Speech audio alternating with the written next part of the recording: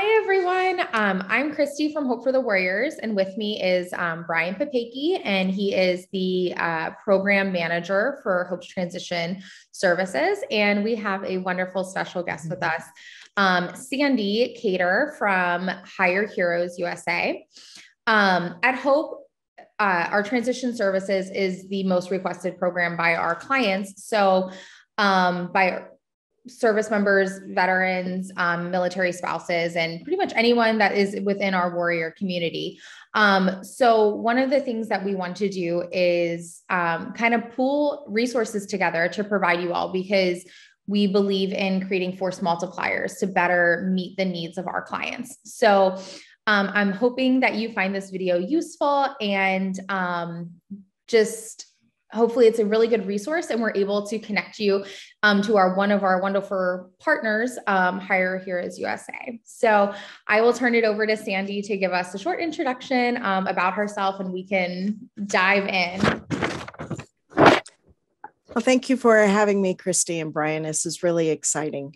I began my adult career, I guess, as a Navy wife. And my first career was being a stay-at-home mom, then a home educator with my children. And I loved that. Had been my goal from the time I was a little girl. But several years down the road, life hit the fan and splattered everywhere. And I had to figure out what I was going to do next. A few years after that, I went to college for the first time ever. So I had a 30-year gap between high school and college. So I understand changes and transitions and hard right and left turns in your life. I went to school and then started looking for work. And I found my first job at Hire Heroes USA. Did not know anything about the organization when I first applied, but immediately connected with their mission and with everything that the organization stands for. I've been here since 2016. A few years after I began with the organization, the Referral and Training Partners program was established, and I became the manager for that program. And our purpose in the Referral and Training Partners program is to connect our clients with resources that help them navigate through their job search and through their transition out of the military. Our focus, as far as Hire Heroes USA is concerned, is solely on the job search, but our clients often have needs that go outside that lane, but directly affect their ability to focus on their job search and even to do their job search. So I connect clients with resources who can help them with those needs. Wonderful. So can you share a little bit more about like the different programs that Hire Heroes USA offers? Sure.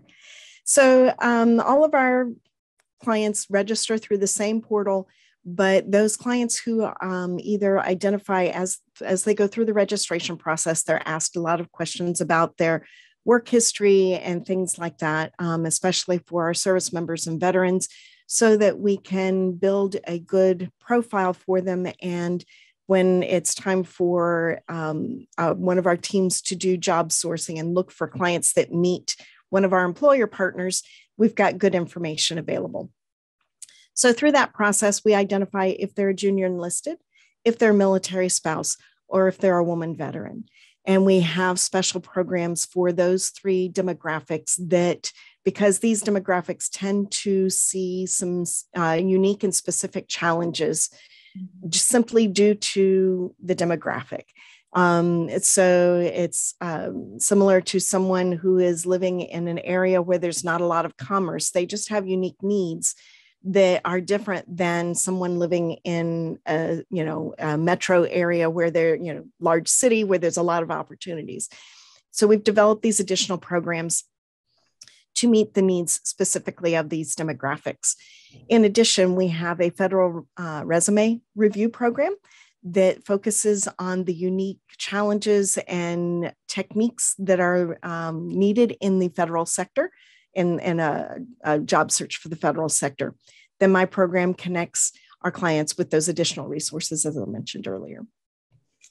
That's wonderful. I know one of our biggest requests is resume support. So it's really awesome to hear another organization that is doing that, especially with like the private sector with government sector resumes, because those are Those are tricky ones. It's definitely a different environment completely. And, it takes longer because of the uniqueness of that environment. And then you get some of the agencies that like to do things completely unique to them. So, but our federal team are experts across the board in all of those techniques. Yeah, absolutely. And I think like with resume support, I feel like sometimes people feel like it's a mystery, because you're not, it's not like the days where you applied for a job and it went directly to eyes, right.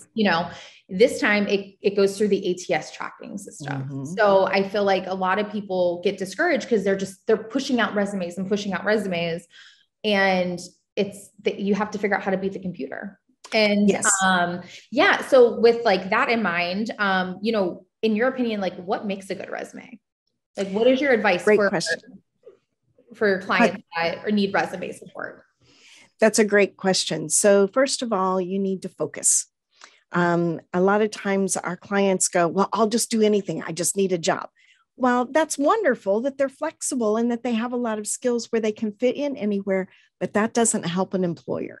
So first of all, figure out what you want to do, the skills that you enjoy using, and focus on something that's going to be a good match for your personality, for your skills, and the other factors that go into work. So the work environment and location and things like that. So once you've gotten your focus, then you need to tailor your resume to every job posting that you apply to. And the reason for that is the applicant tracking systems. So the computer system is reading your resume for specific words. And if those words aren't in your resume, then you're going to, even though you would have been the best match for that role, your resume is going to be kicked out as not being a good match at all. So while it feels tedious, tailor the resume every single time.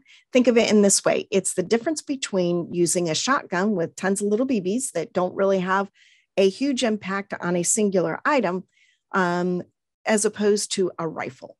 So if you're wanting to make sure that you hit the mark and you hit it as accurately as possible, you want that focus. And then network is the next big thing. So those things together, but making sure that you're tailoring that resume, making sure that it's nice and clean.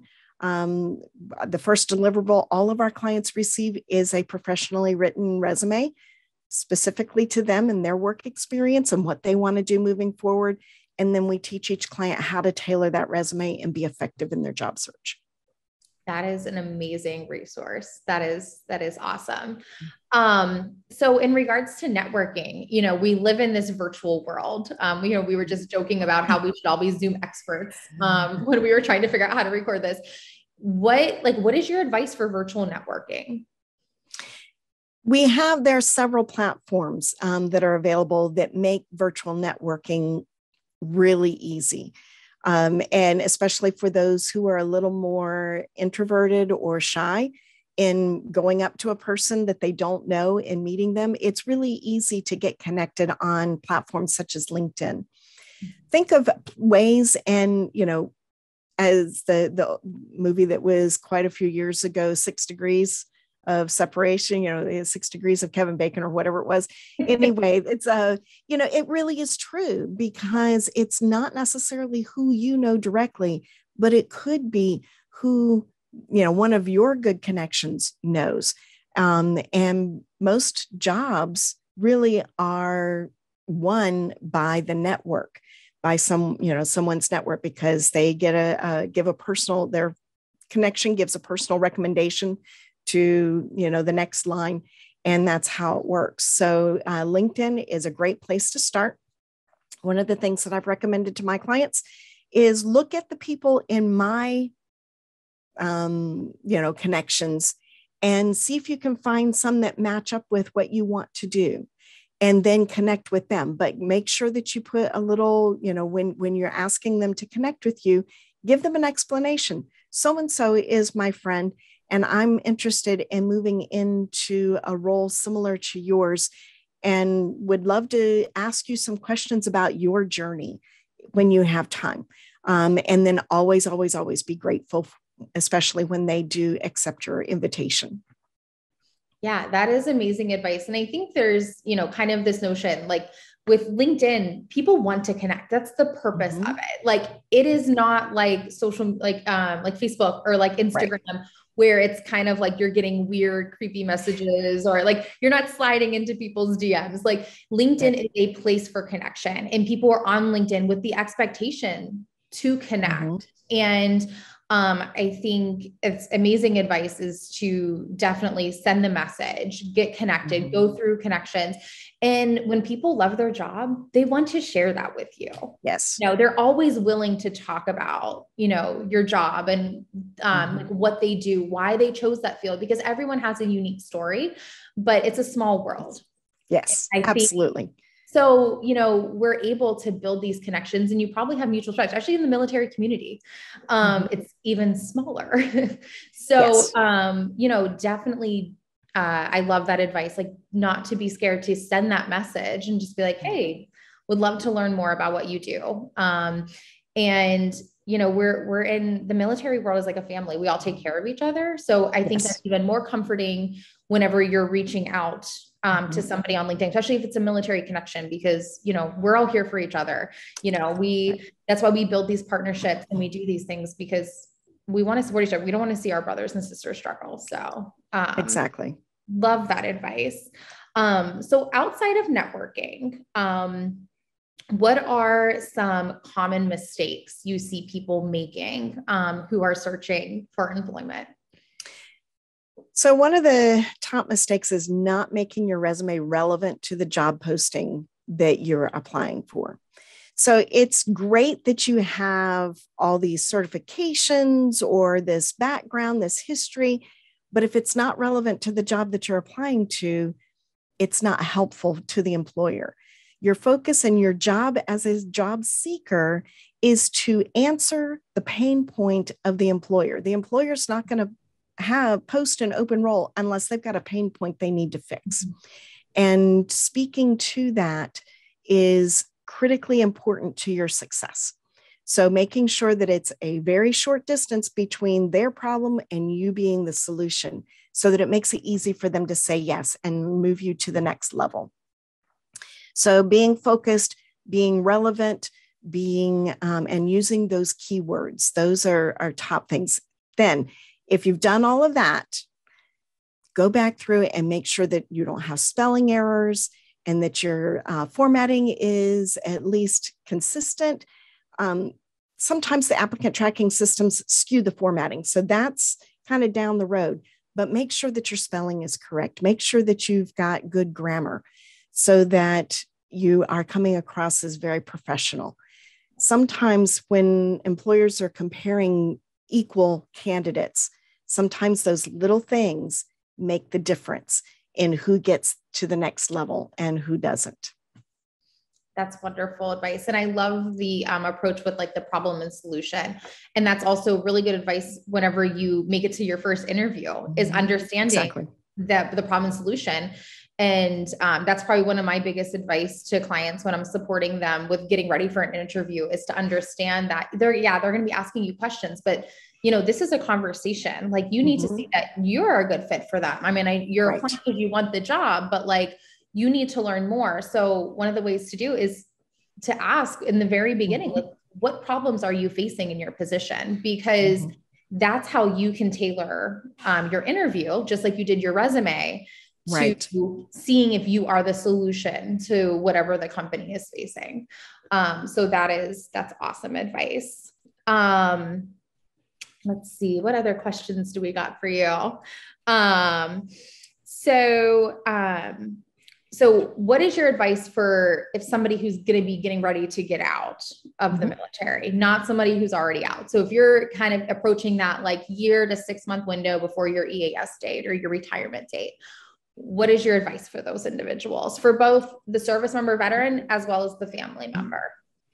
So first thing is start building your network. A year away from an active job search is a great time to begin that network building process. Join groups on LinkedIn that are related to your interests as far as your career or, additional interests. Be active in those groups. When someone posts in that group, that they use the algorithms, for the things that you see in your feed, very similar to the other platforms like Facebook and things like that. So the more active you are in those groups, the more you'll see that in your feed, but also the more you interact with others in your network, congratulate them on their successes, respond to their post. It doesn't have to be long, but say something that is meaningful. Great job is wonderful, but if you read an article, you might consider making a statement such as, I really connected with this statement and this is why, or thank you for the advice on this. It was a point I had not considered before. So those types of meaningful interaction and connection will help you grow your network, because people notice that.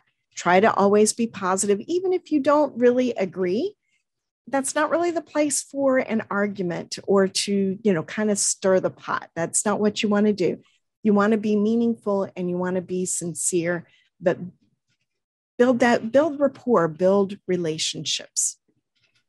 And then, of course, you can always register with Hire Heroes USA. We have clients that come in, they know that their transition is down the road, but they want to begin getting those things in place. And so they go ahead and register. Optimal time for registration for us is anywhere, 12 months or less prior to separation. And then, of course, anytime after separation is a good time to register for our services. That's wonderful. And I think it's important to remember, for every 10,000 you want to make, that's typically how many months it's going to take you to find that job. So it's a kind of a good rule of thumb if you are getting ready to get out, or you're making that career transition. If you're looking for that next step, or you want to get that next salary boost, you have to allow yourself time to do it. Especially right now, it's taking a longer time for employers to go through resumes, to hire people. We're seeing that with our clients. Like, they're getting frustrated because they'll have an interview, but the process of going through the interviews, it's taking like a month or two to go through interviews. Yes, yeah. It can definitely take a long time, depending on the role, and the higher up in management level you go, the more difficult it is, simply because the company has a lot at stake. And we're seeing in, the civilian sector, a lot of people that, work for a little while and then they don't, something doesn't fit right with them. And so they quit, and that costs the employer a lot of money. So the employers are being more cautious. Another thing to do when you're a ways out is begin retraining your brain to shift from the military jargon and acronyms and things like that into civilian speak. You want to make sure that the employer, because it is in essence a different language. So, make sure that when you speak to someone, you can do so without, instead of saying I was a command sergeant major, you could say I was a director of whatever the program is, because in the civilian world, they understand director. They don't understand command sergeant major, or, whatever that title is.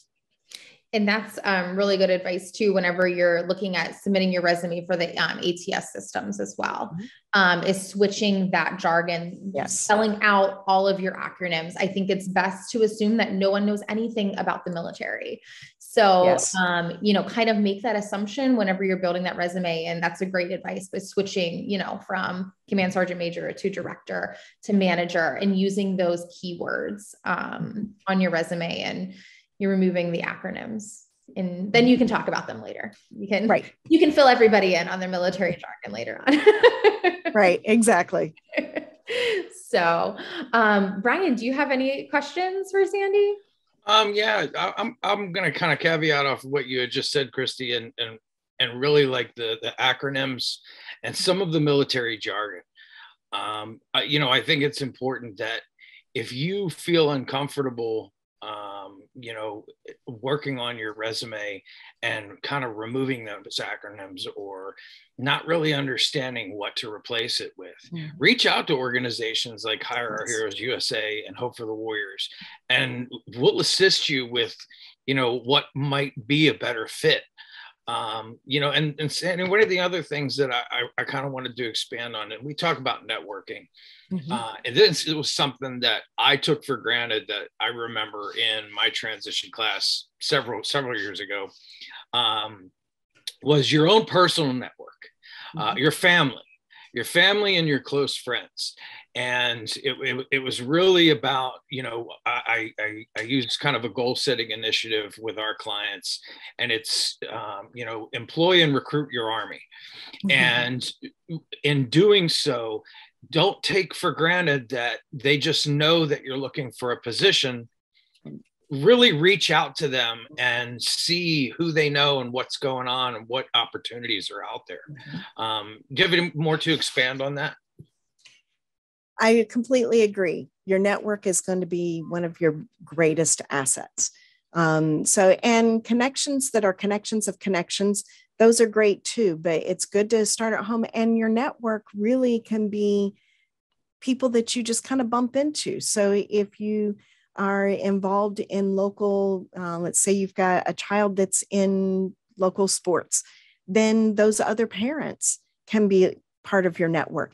If you visit a particular establishment, whether that's a grocery store or, you know, a particular local business, or even, you know, a house of worship or something like that, regardless of where you are, there are network opportunities available all around you.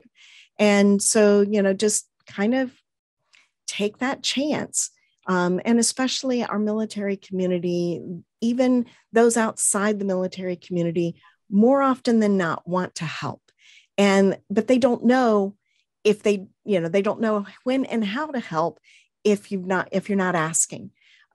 So that's important to understand that there are these, you know, support organizations like Hope for the Warriors and Hire Heroes USA and many, many others that are here to help you. But just John Q. Public is also generally wanting to be of assistance as well, especially to our military community. Thank you. I just think that a lot of times we mention networking so often, and it becomes sort of a thorn in the side of, you know, of our you know, our military spouses and our veterans. And, you know, what does it mean? You know, what am I really doing on LinkedIn as far as networking? And you really summed it up fantastic, because it's a lot simpler than what folks think. You know, it's really connecting to the individuals that have the same interests, looking at recruiters of positions that, you know, you're interested in, HR representatives, asking them questions, you know, about the position that they're interested in, asking them questions about the organization, asking them questions about, you know, applying to the organization that they might not be familiar with. Great information, Sandy. I really appreciate your feedback on that. Sure. Yeah. Well, I think that's all the questions we have for you for our little Q&A. Is there any last things that you would like to add? Just sign up for Hire Heroes USA. All of the services we provide in-house or through our volunteer corps, more than 1,300 strong, are completely free to you, the client. As a service member, veteran, or military spouse, your eligibility for our services never expires. We serve all veterans from all branches, all service eras. The only caveat or the limiter that we have is for our service members and veterans, your discharge status needs to be better than dishonorable. So pretty much anybody who has ever served is eligible for our services. Like I said, we start with a professional resume, and then we walk with you one-on-one, personalized assistance based on what your interests are, where you want to go in your career, and your level of engagement with us. So you drive the train, and we're here to help and support. You can have as many volunteer interactions as you wish, mock interviews, career counseling. It's a great way to learn about new career paths that you might be interested in, but you're a little hesitant to make the shift and the change.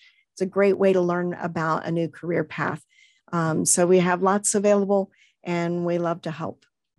Wonderful. Thank you so much. And for everyone watching, we'll include the links in the newsletter so you'll easily be able to connect with Hire Heroes USA. So thank you so much, Sandy.